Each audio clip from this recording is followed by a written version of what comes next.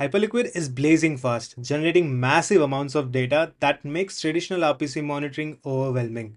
QuickNode Streams cuts through this noise and delivers clean and real-time data.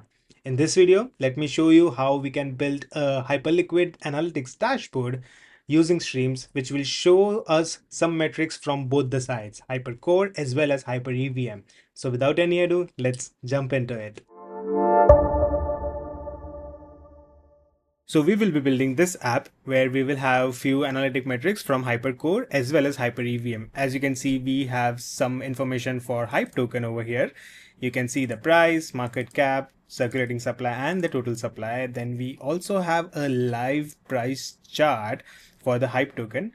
And then we have the total number of blocks which has been indexed in our database. We will talk about the database and why we need the database in a bit. But this is what our app would look like. We will get the total number of transactions within those blocks, cross-layer calls, and total cache used for all of those blocks. Then a pie chart to showcase the division between cross-layer calls and regular transactions, and a bar graph showcasing the breakdown for each block, where it will show how many HyperEVM, HyperCore, and cross-layer calls were involved. Then we have this section where we will have high-level block informations like block number, total number of HyperCore, HyperEVM interactions, cross-layer interactions, cache used, if there were any liquidations, if there were any MEV actions, all of that. We can also get detailed block information by just picking up a block number and just searching over here. So you can see we get detailed information over here. Then we also detect high swap activity within that block. For example, you can see these addresses had high swap activities within that block. For example, this address swapped 4 times, this address swapped 2 times, this one swapped 3 times. So basically we will be building this. But before getting into the code, let's first understand how the flow of our application would look like. So we will be using QuickNode Streams to get data from HyperEVM and push it to a Postgres instance. Then our white.js app will get that data from the Postgres instance and also get HyperCore data like hype token prices and market supply, etc. using precompiles via QuickNode RPC.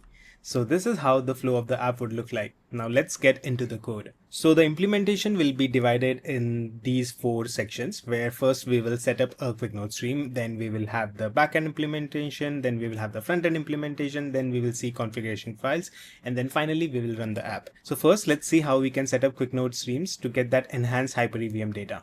So to get started with QuickNode streams, basically you just need to log into your QuickNode account, navigate to the streams section, then click on create stream. And then from the networks and chains, you need to select Hyperliquid EVM, then mainnet, and then from this option, you can either select start with latest block, or if you want to index the entire chain, you can start streaming at a specific block number and put 0 over here so that you can start streaming or indexing from the Genesis block. In this case, let's just keep it to the latest block. And then you can have the stream end to be run stream continuously until paused, which means that if you start at the Genesis block and you have this option turned on, run stream continuously until paused, it will keep on streaming all the new latest blocks which are coming on chain. Then the next thing here would be to select the dataset and set up a filter. So for dataset, we are going to use block with receipts and debug trace, because with this dataset, we can get all the granular details of the Hyperliquid block. We can fetch the payload for this dataset. And then over here, customize your payload. We can actually set a filter so that we can get enhanced data right from the stream. What happens with RPCs is that you get the raw data and you don't have to filter or handle the data on your end. With streams, you can do that on the stream side itself. You get the enhanced data and the data which is valuable to you, you care about. So you can write a filter. I already have a filter code. Let me paste that over here and let's go over the filter code. So what we are doing over here is we are starting the streams main function, and then we have few contract addresses over here. We have the core writer contract, then we have few system contracts over here. So this is the wrapped hype token contract on Hyperliquid, and the core writer contract is the bridge contract between HyperCore and HyperEVM. Then there are few precompiles over here which provides direct access to HyperCore via HyperEVM.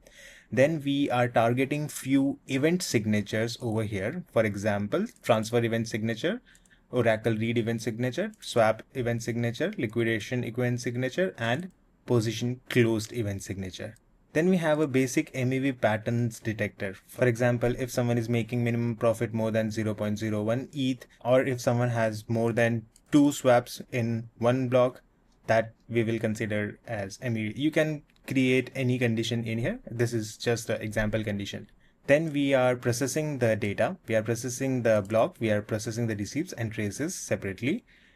And then we are creating a single block entry. Then we are creating an object called block data to handle all the data which we require related to the block. Then we are looping through receipts to find specific kinds of pattern. For example, tracking unique users, for example, tracking direct co-writer interaction, tracking precompile transactions, then tracking potential MEV detections, liquidation detections. Then we try to extract the liquidation value from the log data. Then this condition to track liquidators, then this condition to get deeper MEV insights. Then we have this transaction details object to store enhanced transaction details. Then we have each MEV pattern detection. For example, this is for potential sandwich attack detection. This is for potential arbitrage patterns. Then we have the result object where we have the actual data, or you can say actual converted data, and we return metrics. We return the summary, the MEV data, liquidations data, and the transactions data. And basically we return the result object per block. So if we run the test for this one, you can see this is how our data looks like. Let's get a temporary webhook just to show you all how that return object would look like. So let me save and close this one. Click on next, select the destination type as webhook, enter the webhook URL over here, and then just send a payload. And in this, you can see the example of the response we will get from the stream per block. We'll get all of the block details, higher level block details, then metrics. This is the MEV detection object. Then this is the summary object in which we will have the transactions as well as possible liquidation transactions. Then the unique users. We will have the filter code linked in the description below. We already have a stream streaming to a Postgres instance. So to set up a Postgres instance as a destination, what you need to do is select PostgreSQL from the destination type and then enter all of your connection details over here and mention whatever table name you prefer to be created in your Postgres database. Because what streams will do is it will create a new table in your Postgres database where it will store the data, and it will look something like this, where the table will have 5 columns. One is from block number, to block number, network, stream ID, and then the actual data which is being written by the stream will be in the data column as a JSON object. So you can see this is the written data for this particular block. I am using neon.tech for hosted Postgres, but basically you can just use any Postgres provider and then you'll just have to enter your Postgres SQL database details over here. I already have a stream configured over here where I have already indexed more than 1200 blocks for the sake of this demo. So we will be using this stream. Now on to the next section. Now let's look at the backend implementation where we will have a server which will help us interact with our database and sort out the data. In our backend implementation, we have a server.js file which is a express.js server file, and in that first what we are doing is we are importing a bunch of stuff which are required. For example, the Express library, Postgres library, cores, ethers, and .env. Then we are initializing the Express app. Then we are setting up essential middleware for our Express server. We are initializing the pool where we have all of these values which will help us connect with our Postgres instance. For example, we will need the host name, the database, the user, password, port, etc. Then we are initializing our QuickNode RPC URL provider and storing it in provider. Then we have few precompile addresses which will help us get the hype token price. And then we have a constant for hype token index on the mainnet or Hyperliquid mainnet, which is 107. And then we are testing the connection to database. Then we are testing the connection to our QuickNode RPC URL. Then we have a helper function parse block data, which will help us manage the data in our Postgres instance in the data column. And then we are getting the hype token price using this function, where we will do a provider call to the spot px precompiles and then get the raw price data, and then we will get the price data sorted based on the number of decimals and then also print it in console just to be sure that we are getting the price data. Then we also have a fallback hard-coded value so the app does not break. Then we get the recent block from our Postgres table, and after that we get the specific block information, where we saw that whenever you search a block number you get the specific blocks information, so this will be helpful in that. And then after that we are getting the overall cumulative statistic for everything stored within the database, for example overall gas used, total number of transactions, etc. Then after that we have an endpoint for hype token data. In this case we have hard coded these values, and then after that we have a endpoint to get the latest block number, because we show the latest block number on top of our app. And then basically a health check endpoint to check if the app is running fine or if the connection to the pool is fine or not. Then we have two debug endpoints, one for raw data and another one for hype price. Basically using these endpoints we should be able to see the raw data as well as raw price data. These endpoints both are optional but can help us debug any issues if we have any issues fetching in raw data, or the structure is wrong, or if we have any issues fetching the hype price or hype token price. And then we are stating that the server will run on 3001 port. It's also saved in the environment variable, but this is just a fallback.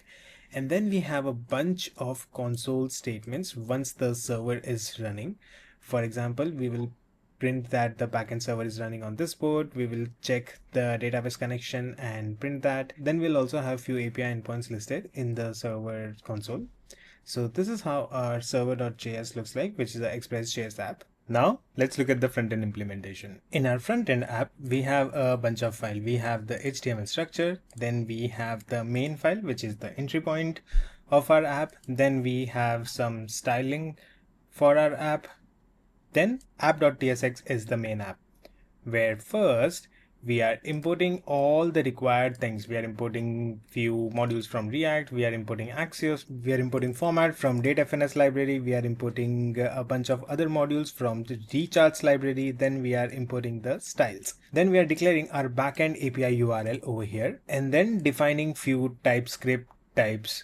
For example, this one is for MEV pattern, which will help us create the structure for MEV patterns. And you can see some of the fields are optional because different patterns might have different data. Then we also have an interface for block data to handle the structure matching with the streams output. Then we have two other interfaces, hype token data and stats, again to manage the structures of those two data sets, the hype token data as well as the stats. Then we have few component state management over here for block search, search result, recent block, loading, stream status, stats, error, current block, and two more for handling hype token states. Then we are fetching the hype token data using the hype token data API endpoint, which we defined in our server.js file.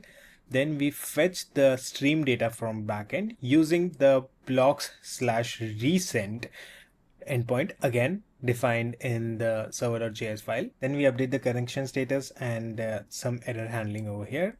Then we fetch the statistics of the block using this endpoint, and the same for the current block number using this endpoint. Then we have a search block function, which will be using the API/blocks and then the block number endpoint, again from the server.js file, to get the block details for one particular block, and then a very straightforward health check function. Then we will finally fetch the data, where first we will set up a polling for every 10 seconds. Then we will have the hype token interval, which will be every 5 seconds, and health check interval will be every 30 seconds. Then we have a total stat functions, which calculates the stats from recent blocks if the stats API from server.js file fails. And after that, we have a function to prepare the chart data, which does data transformation for our charts, and the same for our pie diagram. Then this will show the price on the y-axis of the price chart. And from here starts our UI components, where you can see we have headings and paragraphs, we have the stream status, and we are also fetching the current block. And after that, we show the error if there is any error. And then there is a hype token section where we show the hype token price, market cap, circulating supply, total supply, from which hype token price will be fetched via a precompile using the QuickNode RPC, and the market cap, circulating supply, total supply are hard coded in this scenario. Then this section will be used for rendering the price chart. And after that, we have the stats section where we will have the stats for the cumulative data within our index, and the search section where if a block number is entered, it will trigger the set search block and call the search block method. And after that, we display the search results, which contains a little bit detailed information about that particular block. And after that, we show the charts section, which contains the pie chart and the bar diagram. And then we have the recent blocks table, where we will have the high level data about each block that is coming into our index. And towards the end, we have an info section where we talk a little bit about how this app is working and which tools it has been using. So this concludes our front-end section or front-end implementation. Now let's look at the configuration files. So in our front-end file, we have tailwind config, we have a tsconfig.json, we have a white.js config, and then in the backend app, we have an environment variable file where we will have the database configuration credentials and the QuickNode RPC URL to access Hyperliquid HyperEVM. And now let's finally run our app. So first we will have to run our server. And then let's run our front end. So this should be live on localhost 3000. So let's refresh localhost 3000. And as you can see, this is our app. We have the token metrics over here. We have the price chart. We have the cumulative block metrics over here, a search bar, pie chart, and the recent cross-layer activity. Then the recent blocks data, where as soon as a new block is added, Stream gets it and stores it into the Postgres instance, and then our white.js app gets it from the Postgres instance. So you can see it's constantly updating. And if we want to have a look at any one of the block, we can just copy the block number and just paste it here. So you can see we get the detailed information about that particular block. So this is how you can use streams to get enhanced data from Hyperliquid blockchain in a very efficient manner. Since this is just a sample app, I have indexed a range of blocks, but if this was a production level application, you'll have to index the entire chain right from the Genesis block and then keep the stream at tip, which means that keep the stream going for all the latest upcoming blocks. So hope you learned something from this video. If you did, like this video, subscribe to the QuickNode YouTube channel, and I'll see you in the next one. Bye-bye.